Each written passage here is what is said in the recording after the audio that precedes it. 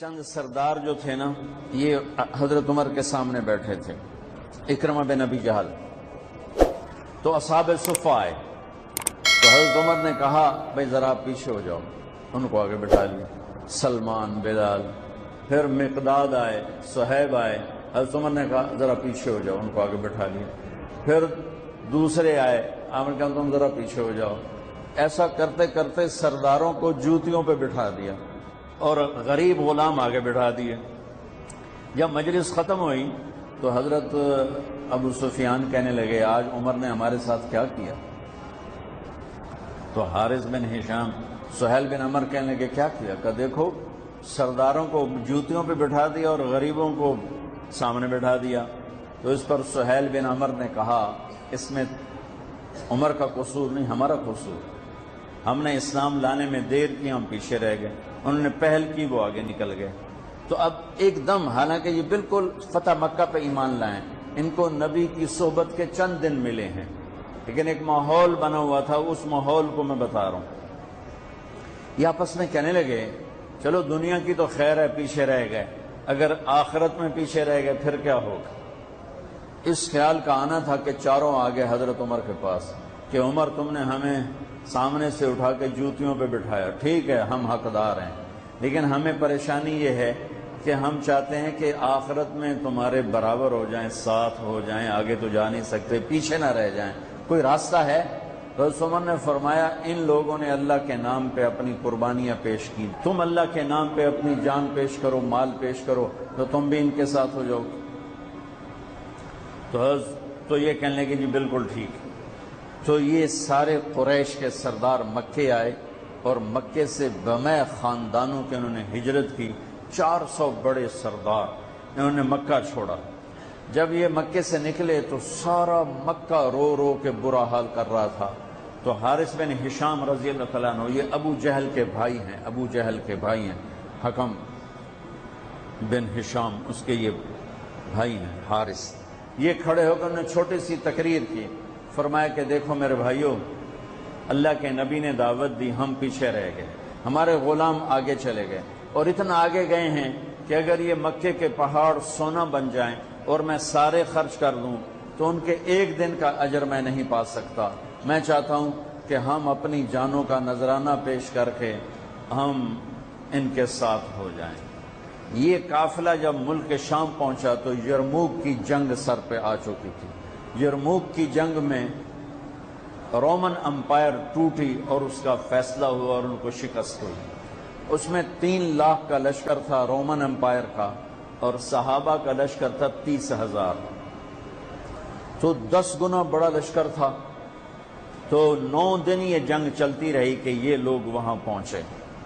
تو ایک دن ایسا ہوا کہ لڑتے لڑتے صحابہ کے قدم اکھڑ گئے اور اہل ایمان دبتے دبتے دبتے اپنے خیموں تک پہنچ کر رومی ان پر چڑھتے آ رہے تھے اور ان کے حوصلے پست ہو رہے تھے کہ حضرت اکرمہ بن ابی جہل انہوں نے نا ایک دم اپنے سر سے نا لوہے کی ٹوپی کو اتار کے پھینک دی اور اپنی زرہ بھی اتار دی اور اپنی تلوار کی نیام کو بھی توڑ کے پھینک دیا، اور ہاتھ بلند کر کے کہ کوئی ہے میرے ہاتھ پر بیعت کرے موت کی کہ یا اللہ اس ایمان والوں کو فتح دے گا یا ہماری قبریں یہاں بن جائیں گی۔ تو خالد ابن ولید اور اکرمہ بن ابی جہل قریبی رشتہ دار ہیں، تو خالد ابن ولید نے حضرت اکرمہ کا ہاتھ پکڑ لیا، کہا کہ نہیں میں تمہیں ایسا نہیں کرنے دوں گا، ہمیں تیری ابھی ضرورت ہے۔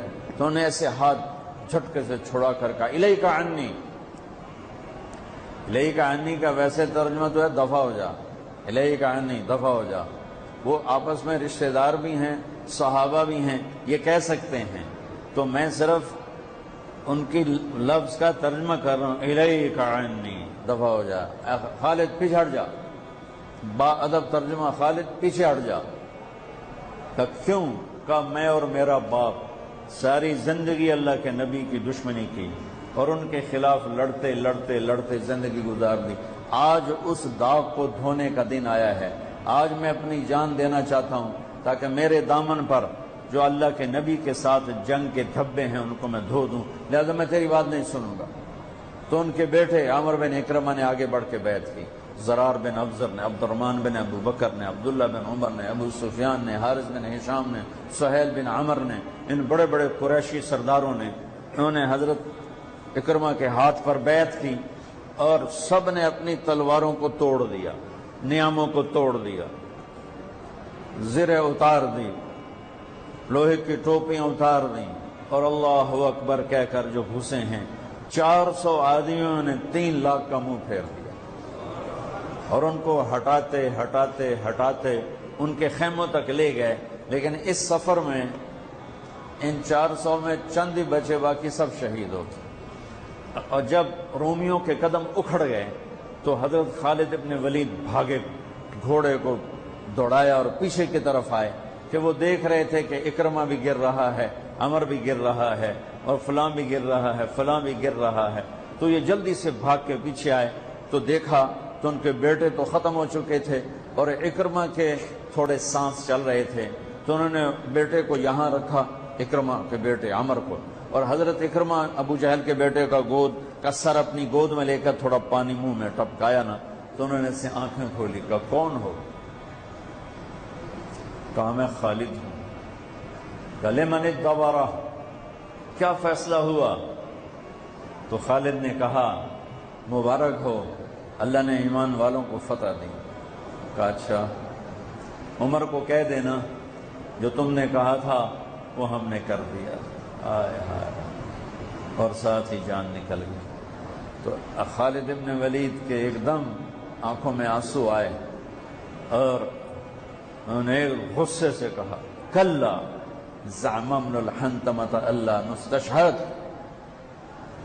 عرب جب کسی کو پیار سے بلاتے تھے تو باپ کے نام سے، یا ابن عمر، اے عمر کے بیٹے، یا ابن الخطاب، اے خطاب کے بیٹے، عزت محبت سے بلانے کے لیے باپ کا نام آتا تھا، اور غصے میں بلانا ہوتا تھا تو ماں کے نام سے، یا ابن سمیہ، یا ابن الحنتمہ۔ یہ ان کی ثقافت تھی کہ غصے میں بلانا ہے تو ماں کے نام کے ساتھ، عزت محبت میں بلانا ہے تو باپ کے نام کے ساتھ۔ یہاں خالد ابن ولید کو عمر پہ غصہ چڑھا ہوا ہے، کلا زعم ابن الحنتمۃ اللہ نستشہد۔ اب خطاب کا بیٹا عمر بن خطاب، یہ نہیں کہا خطاب کا بیٹا، حضرت عمر کی ماں کا نام لے کر کہا کہ اب حنتمہ کا بیٹا یہ نہیں کہہ سکتا کہ ہم نے اللہ کے نام پر اپنی